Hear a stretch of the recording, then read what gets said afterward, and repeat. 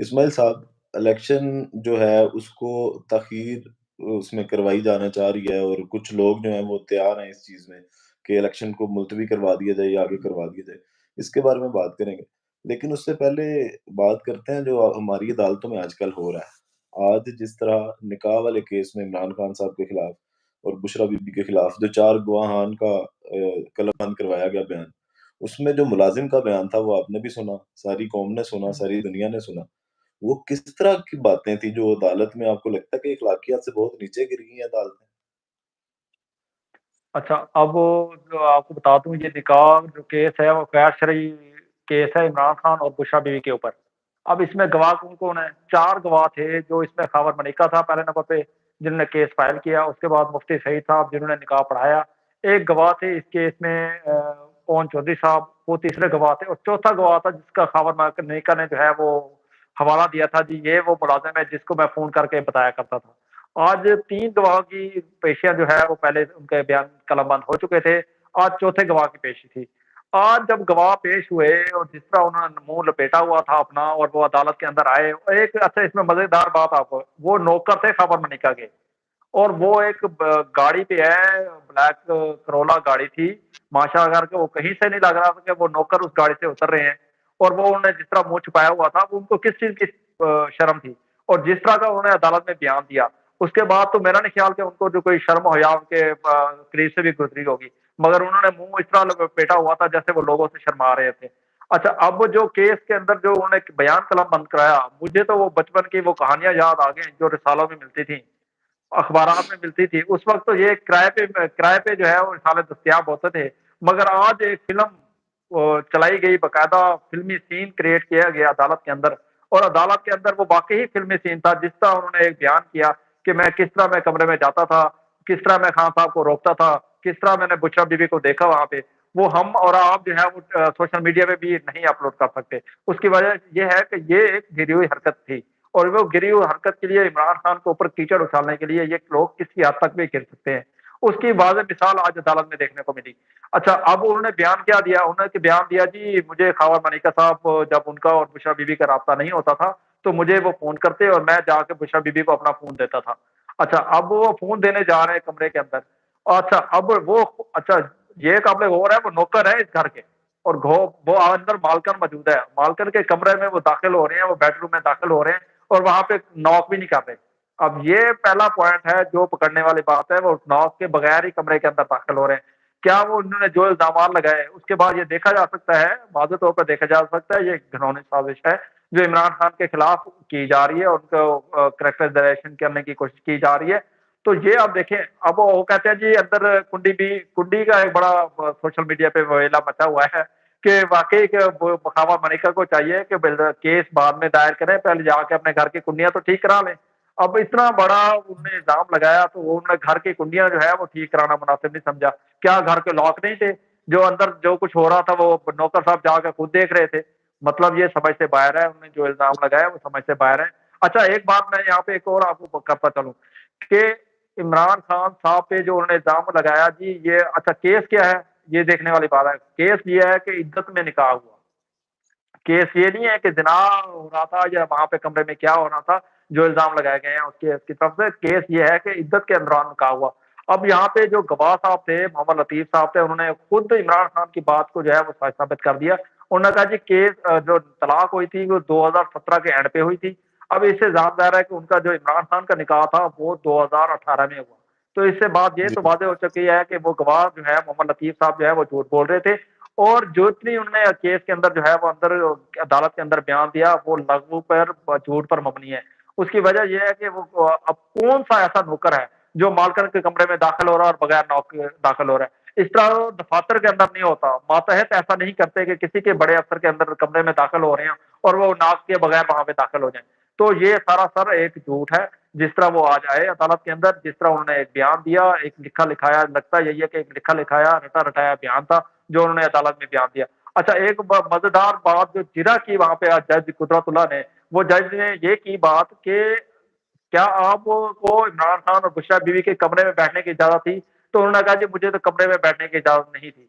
तो क्या अब इनको कैसे पता चल गया अंदर कमरे के अंदर क्या हो रहा है? तो ये समझ से बाहर था।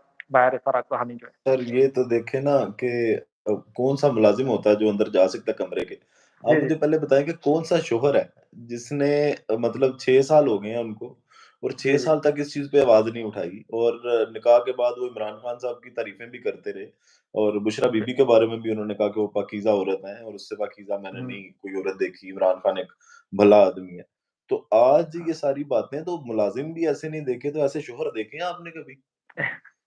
अच्छा, अच्छा मज़ेदार कहानी है। ये कहानी मज़ेदार है, उसकी वजह ये है, ये एक सोची-समझी साज़िश के तहत सारा कुछ हो रहा है। अचानक इनको याद आया ये वाला केस जिसको एक और को जो है वकील है उन्होंने भी दायर किया हुआ था मगर वो अचानक वो केस वहाँ से वापस लिया गया। ख़ावर मलिका को पुट किया गया। ये सारा एक सोची-समझी साज़िश के तहत हो रहा है और बाकायदा तौर पर प्लान किया गया है कि किसी न किसी तरह अगर इमरान खान किसी एक केस में बरी हो जाते हैं, तो दूसरा केस उन पे बनाया जा सके और इस तरह के अभी मज़ीद इमरान खान के ऊपर केस बने हैं, जब तक कि इस मुल्क में इलेक्शन नहीं हो जाते। जब इस मुल्क में इलेक्शन हो जाएगा, उसके बाद ये तमाम केसेज़ आपको कहीं नज़र भी नहीं आएँगे और इस तरह के केसेज़ मुख्तलिफ अदालतों में हमने बनते देखे हैं। अच्छा, हमने मीडिया में रहते हुए ये भी देखा है कि एक बंदे के ऊपर 100-100 केसेज़ भी बने हैं। यानी कि किसी भी मंडी बहाउद्दीन में केस बन रहा है, गुजरात में भी बन रहा है, मुज़फ्फराबाद में भी बन रहा है, कराची में भी बन रहा है, पेशावर में भी बन रहा है। ऐसे केसेज़ भी हमने देखे हैं और उनका आज तक ना कोई उनको फ़ॉलो अप हुआ है, ना उनकी केसेज़ पे जो है वो पेशियाँ हुई हैं, सिर्फ़ और सिर्फ़ वो केसेज़ दर्ज होते हैं, मुकदमे दर्ज होते हैं और उसके बाद उसका कोई अता-पता नहीं होता। अच्छा, इसमें सब आपने अब इलेक्शन की बात की कि इलेक्शन होंगे तो फिर सारा कुछ होगा। जी। इलेक्शन को देखे अगर देखें ना तो जितनी पार्टियाँ भी पीडीएम का हिस्सा थी, जिसमें हुँ, मौलाना फजलुर रहमान साहब और बाकी भी वो शायद कहीं न कहीं ये चाह रहे हैं कि इलेक्शन जो है ना वो तख़ीर का शिकार हो जाएँ। फजलुर हुँ, रहमान साहब ने आज भी बयान दिया, उन्होंने कहा कि 2 सूबों में जो हुँ, सिक्योरिटी की सूरत-ए-हाल है, उसके हुँ, साथ जो है वो इलेक्शन कैंपेन कैसे चलाई जाएगी, इलेक्शन कैसे कैसे लड़ा जाएगा। लेकिन साथ-साथ वो इत्तेहाद भी कर रहे हैं, सीट एडजस्टमेंट्स भी हो रही हैं, हुँ, मतलब दोनों प्लान उन्होंने अपने तैयार रखे हैं। कोशिश ये प्लान है कि इंतखाबात आगे चले जाएँ और अगर लड़ना ही पड़े किसी मजबूरी में तो वो सीट बड़ा एडजस्टमेंट्स भी कर रहे हैं। क्या बिल्कुल। लगता है कि इलेक्शन तख़ीर का शिकार हो सकते हैं? अच्छा अच्छा, ये सारी बातें तब आई हैं जब इलेक्शन शेड्यूल आने वाला है। ये बात नोट करें कि इलेक्शन कमीशन को 15 दिसंबर से पहले-पहले इलेक्शन का शेड्यूल देना है। अगर इलेक्शन कमीशन ऐसा नहीं करता तो ज़ाहिर है इलेक्शन शेड्यूल नहीं आएगा और इलेक्शन हो ही नहीं सकते 8 फरवरी को। अच्छा, अब वो ये अचानक शेड्यूल से पहले चीज़ें सामने आई हैं और आपने देखा होगा कि इलेक्शन कमीशन में बहुत सारी दरखास्तें भी दायर की गई हैं, जिसमें बलूचिस्तान से दरखास्तें आ रही हैं, केपी से दरखास्तें आ रही हैं और मुख्तलिफ लोग तहफ़्फ़ुज़ात का इज़हार कर रहे हैं, इलेक्शन कमीशन की जो हल्का बंदियाँ थी उस पे भी। और ये सारा कुछ उस वक़्त हो रहा है जब शेड्यूल आना है। इसका मतलब है कि शेड्यूल में ताख़ीर हो सकती है अभी भी और ये चांस जो एक पिछले दिनों भी एक खबरें गर्म हुई थी, सरगर्म हुई थी, उसमें भी यही आ रहा था कि सितंबर 2024 में भी इलेक्शन जा सकते हैं। और ये फज़ल रहमान का बयान भी उसी तनाज़ुर में है कि वो चाह भी रहे हैं कि इलेक्शन हो, लेकिन वो ये चाह रहे हैं कि लेवल प्लेइंग फ़ील्ड पहले सेट की जाए, जैसे नवाज़ शरीफ के लिए सेट की गई है। वो भी पीपल्स पार्टी की तरह एक तहफ़्फ़ुज़ात का इज़हार कर रहे हैं इलेक्शन कमीशन के ऊपर और सिक्योरिटी इदारों के ऊपर और बाकी चीज़ों के ऊपर कि उनको लेवल प्लेइंग फ़ील्ड नहीं दी जा रही। अब पेशावर में देखिए आज भी एक छोटा-सा क्रैकर बम ब्लास्ट हुआ है जिसमें जो है कुछ बच्चे भी ज़ख्मी हुए हैं। उसमें भी देखें अब पेशावर में सिक्योरिटी सूरत-ए-हाल सबके सामने है। लेकिन मौलाना फज़ल रहमान साहब ये चाह रहे हैं क्योंकि उनका ज़्यादा फ़ोकस जो है वो केपीके की हुकूमत है और वो चाह रहे हैं कि आइंदा जो हुकूमत है वो केपी में उनकी बने और वो इस जानिब इशारा भी कर चुके हैं कि केपी में उनकी हुकूमत बनेगी, वफाक में नूसरा लीग नून की हुकूमत बनेगी। यानी कि 2 सूबों की हुकूमत उन्होंने घर बैठे-बैठे बना ली।